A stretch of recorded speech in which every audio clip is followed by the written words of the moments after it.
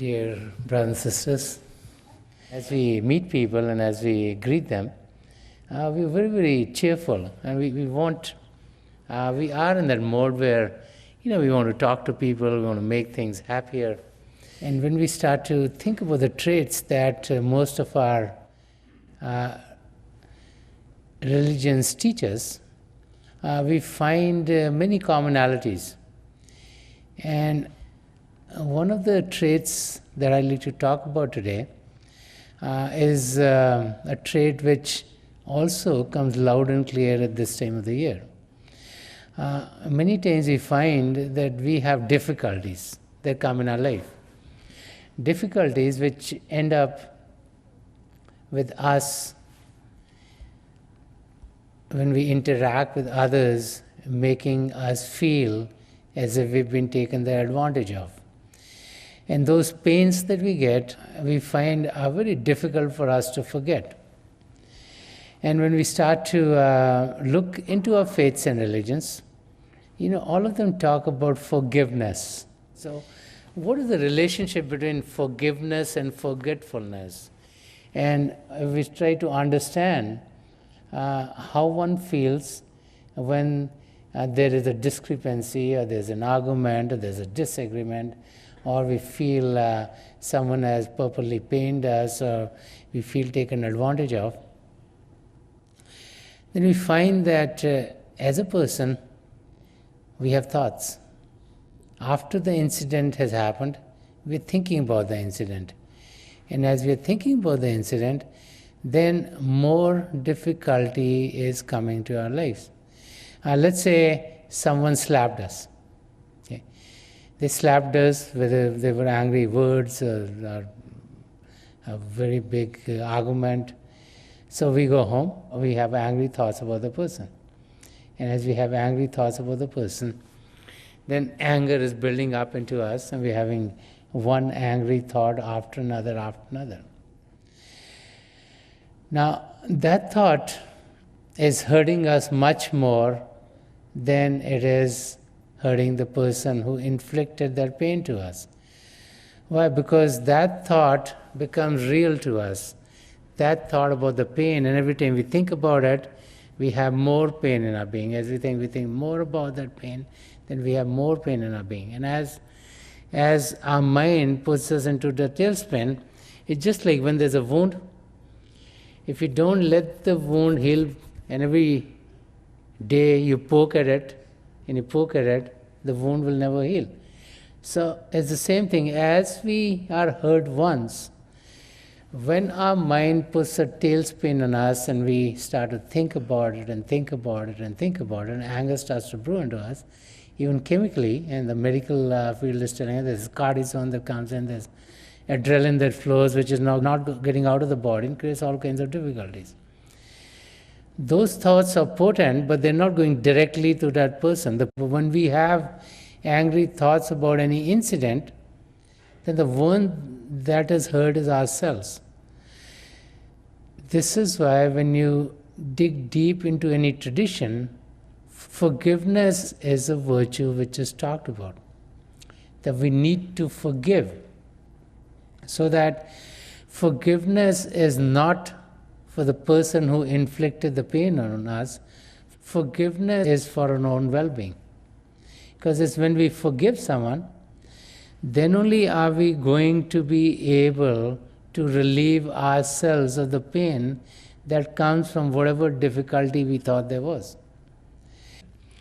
Now, if Jesus can forget, and God can forget, and the saints can forget, then why can't we forget someone else who we think has done something wrong to us? And when we start to think about how do we forgive, because it's nagging us, it's coming back again and again. To forgive, we need to forget, not remember. Then only we'll be able to forgive. So we need to learn the traits of forgetting, of letting it go, of not focusing on it. Because the more we focus on what we think brought pain to us, the more difficult our life becomes, because it's we who are getting caught up in that web of pain. And this is why we find in each and every one of the traditions so much emphasis on forgiveness. Forgiveness only can come in as we forget, because it's a means by which we are able to defocus the source of pain, the area of pain that came into our life. And so as we pass through life, it's a human tendency, and it's the wiles of the mind that it puts us in that spiral downturn by focusing on this that we didn't think was right, this that we didn't think was right, or that we thought didn't work well in our lives. And so as we start to look at our lives, and as we try to analyze, we find most of those things happen because of either ego in one area or another. And because of the ego, anger might come in, greed might come in, lust might come in, other aspects of our life start to unfold because one or the other party gets into boosting their ego tremendously. Now, each and every one of us think very, very highly of ourselves. Most of us feel that we are perfect. And you can well imagine when you interact with someone, if one party feels perfect and the other party feels perfect, and the thinking is slightly different on any subject, then there's going to be a clash. And so, as we look at a relationship, whether they be between our husbands and wives, whether they be between parents and children, whether they be between brothers and sisters, whether they be in our neighborhoods or at our places of work or in our communities, we find that in this day and age, as we all gather together, we've all come with our own backgrounds. The way that we grew up might have been different. Our belief system might be different. And so when we interact with each other, if we're not resilient to others being on the outside different from us, then there always will be that commotion. If we want our will to play out and not be careful of someone else's will, then pain will come in our direction. And if we keep on focusing on that difficulty, then the pain will linger on and on and on. So the key is to get that out of our system. And that only can happen as we forget it. The mind will try for us not to forget it, because it's one of the ways of the mind to keep us engrossed in the activities of the world. But we should think to ourselves, what is our goal in life? Are we here to just deal with other people in this world, burn off our karmas and then pass away? Or do we have a higher purpose in life? And as we start to look at it, we all realize that the purpose of this existence is to know God. The purpose of this existence is to know the truth. The purpose of this existence is to be one with God. Because in this creation there are millions of species, and our soul transmigrates from one to the other. And so being in the human body is a great opportunity for us to know the truth and to know God. And so when we focus on the true aspect of life, which is to know God, then we should think to ourselves, if knowing God is our aim, then how do we get to our goals? All traditions talk about what is called the creative power. And so this creative power, which brought all creation into being, is the source of life in each and every one of us. And we all have that. And all traditions talk about this creative power having two primal manifestations, that being the divine light and the divine sound of God. And that divine light and sound of God is reverberating within each and every one of us. And so as we connect with that power, because that's the power that brought us into this world, and as we connect with that power, then we can go back towards the Lord. Our soul is a part of God, it's conscious, it's full of the love and light of God, it's actually of the same essence as God. And we need to experience it, just like we can experience the body. I can feel the body, I can pinch here. Why? Because through my senses of sight, of hearing, of smell, of taste and touch, which are the five senses through which we operate, we can look and feel what is in the physical world. But what gives life to the body is our soul. As long as the soul is in the body, we are alive. And as soon as the soul leaves the body for good, never to come back in the human body, we say this person has died. But when you see someone who's dead, it's not that they're shrunk or all of a sudden, they get into nothingness. The whole body is still there. If you were 6 feet tall, you're still 6 feet tall. And if your arms were a certain length, they're still a certain length, and they're attached to the body. It's not like this is ripped apart, this is ripped apart, something's happening. The body remains intact, but the force behind the body is gone. And it's that force which is the soul, and it's that soul which is conscious as a part of the Lord that can connect with God. So, do we need to die to have that connection? Or can we have that connection while we are alive? What is called dying while living. St. Paul has said, I die daily. What does he mean? He's not talking about physical death daily. He's talking about being able to rise above physical body consciousness and be able to experience the divine power within. All the scriptures, all the writings of the saints, whether they came in the Eastern traditions or in the Western traditions, are full of what are called flights of the soul. That the soul soars into the regions beyond. And these regions beyond are not beyond the physical region, these are all within each and every one of us. That the macrocosm is in the microcosm, and the microcosm is in the macrocosm. That it's not like we have to go into outer space to know God. That God is within each and every one of us, and we can experience God. What is needed is that our attention be focused on the divine. And if our attention only remains on the outside, and if we are only focused on what happened here and what happened there and what happened there and how this was painful or how that was difficult, and that's all the thoughts that we keep on having, then by not being able to forget and forgive what we think is painful to us, we'll find that all of our attention will just stay in that arena. And we will be unable to get to our goals. There's an interesting anecdote out of the life of Saint Teresa of Avila. In the nunnery that she was in, a new girl came in to become a nun. It used to be a rigorous program to become a nun.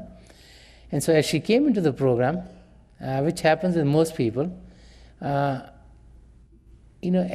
we get to a state of not forgiving someone else, we also get to a state of not forgiving ourselves. A state comes in our life when we feel, I have this shortcoming and that shortcoming, and then we are not forgiving ourselves for that shortcoming. And so this young lady was very dejected. So Saint Teresa called her one day and said, why are you so dejected? You're in the nunnery, the house of the Lord. You're going to be learning to be closer to God, you're going to learn about the truth, so why are you so dejected? And she said, I committed many sins. I was very sinful. And so I wonder if I can even become a good nun. And God even forgive me. And so Saint Teresa very lovingly explained to her. She said, the purpose of life is to forgive and forget the past. She said, don't let your sins become bad habits. Thereby telling her, don't keep on repeating this stuff. If it happened, if you made a mistake, put it in the back, forget it, take it out of the system. Don't keep on repeating it again and again and again. And we find in the life of many, many saints, Sant Singh Ji Maharaj would often say, he would say, if you made a mistake, he would say, repent, pray, and do no more. We all make mistakes. If we did not make mistakes, we would not be human. If there's a doctor opens a clinic up for those who are sick, not for the ones who are healthy. The clinic is open so people who have an illness or sickness, they can come and doctor and fix them. If you go to school, a teacher is there to teach the kids. If you have a PhD, you don't need, the teacher is not there to teach you. The same thing, the saints are there to help us grow spiritually. If we are perfect, we don't need anyone. But since we have imperfections, we need guidance. So, if there are difficulties in our life, we need to have them fade away. If something's happened in the past, we need to get it off our system. And with that saying, like every saint has a past and every sinner a future. We all can look forward to be able to experience the love of the Lord. God is there for each and every one of us. God is not limited to a certain caste, to a certain creed, to a certain kind of person, to a certain country, or to a special kind of people. God is our universal Father. We're all children of God. One of the saints says, Ek Pita, Ekas Ke Ambarak, which translates as, there's one universal Father, we're all God's children. That God is equally available to each and every one of us. We all have a birthright to know God. So we have to take steps towards God. And that will happen when we focus not on the world outside, but focus on God. And this is why in all traditions, there is focus on sitting in silence. Whether you call it meditation, whether you call it praying with attention, whether you call it concentrating within, we call it inversion. These are different names for similar techniques. So that the will of the Lord can be played out in our life. And that saying that not my will but thy will be done in my life is in all of our traditions. And what is very difficult is, we hear this, we read about this, we know about this, but when it comes to doing something, we want our 2 cents to be played in there. Because we feel that we know it more than anyone else. We feel, I know so much more about this because we are the ones who are involved in that situation. Little do we realize that our knowledge is limited. Even though we might have studied a lot, let's say we're a great intellectual, we might be specialists in just one area. Let's say you have a PhD in something. You may be specialized in that area and you know a lot about that area, but there's so many other things in the world you might not know nothing about. Let's say you're a tremendous scientist. You might know a lot about science, but nothing about history or geography or anything else. And God who created everything. Today we live in an age of innovations.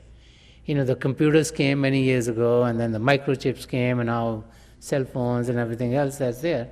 We wonder at technology, in a small place, how much can be stored. And it comes from human beings and those who create them, whether it was Einstein or whether it was Thomas Edison with electricity, with Bill Gates with software, or all kinds of other things that came in. We marvel at their intellect. And we marvel that they created something so wonderful. But think of the one who created all these guys. What intellect would that be? It's mind-blowing. Can't even think about that. He created Bill Gates here, he created Thomas Edison here, he created Einstein here, you get someone else here, think of that and look at all the intricacies, that power saying, there's few people fighting here, few people fighting, they don't get along, but I'm going to make it work, This is going to happen. If we look back at it, there have been wars and battles and all kinds of things, and we're also going through a difficult period, these days, with difficulty in some parts of the world, also financial difficulties. But the Creator there knows what's going on. We can't fathom, and sometimes wonder why, but it's beyond our imagination. And we have all these experts talking about, where this thing is going, where the stock market is going, what's happening to gold, what is happening here, what is happening here. But no one exactly knows.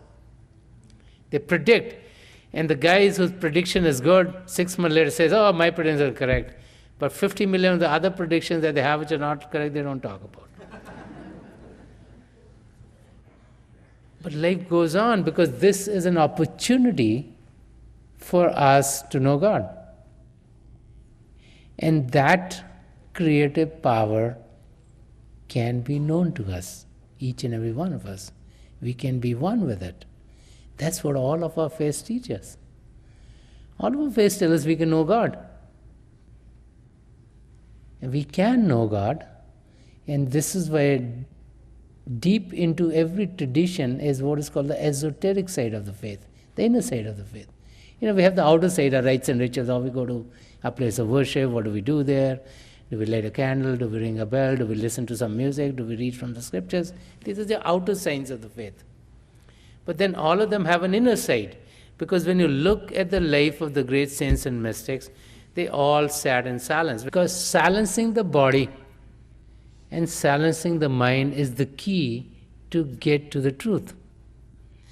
And so the techniques might be slightly different, even though they're very, very similar. You need to silence the body. You sit in silence. God has a one-to-one experience with each and every one of us. We all have a one-to-one connection with God. We don't need anyone in the middle. The saints and mystics are there to help us make that connection. It's just like, those of you who went to a chemistry lab, sometimes there are two things which don't jive, they don't meet together. You put a catalyst to make the connection. That's the job of the saint or the mystic. But our connection is directly with God. Once that's made, it's made. We have that connection. The job is done. And so we need to be experiencing that connection. That will come when we sit still. When we are sitting still, we are experiencing the divine light or the divine sound. Those are the two primal manifestations that help us go higher, if higher is the right word. When we talk about having experiences beyond the body, some people think of getting out of the head. Actually, the seat of the soul is here, between and behind the two eyebrows. It's called the single eye, the third eye, the Shiv Netra, the Dasmadwar. And that's where the soul leaves the body to go into the regions beyond. And they're not on the outside, they're all within ourselves. And this is why so much talk is on seeing the inner light. As we learn the techniques to meditate, we can experience the divine light while we're alive. But this is what dying while living. And as St. Paul says, I die daily. He's talking about rising above physical body consciousness and experiencing the divine within. And so that can be done by each and every one of us. Sant Singh Ji Maharaj would often say, he said, what one man can do, so can another. Each and every one of us can experience God. But we use the techniques that we've learned in the world outside to get to God. But intelligence does not help to know God. And so we, as we meditate, with guidance are able to go beyond and get into regions of light, which we can experience, find the joy within. Now, to be able to meditate properly, we need to forgive and forget. Because if we close our eyes and we have thoughts, then we're derailed already. And that's the mechanism of the mind to derail us. The mind doesn't want us to know God. The mind wants us engrossed in the world, and so it's going to try its very best to keep us from knowing God.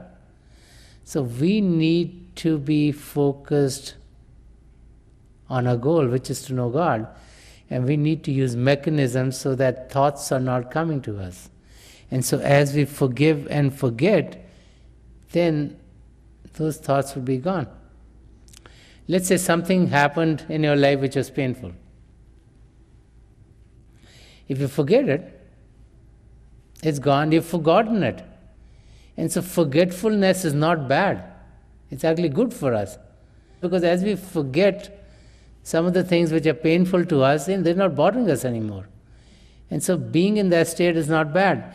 And as we close our eyes and as we focus within, and if thoughts of pain are not coming to us, and we get to a state where no thoughts can come to us, then in that state we'll connect with the light within.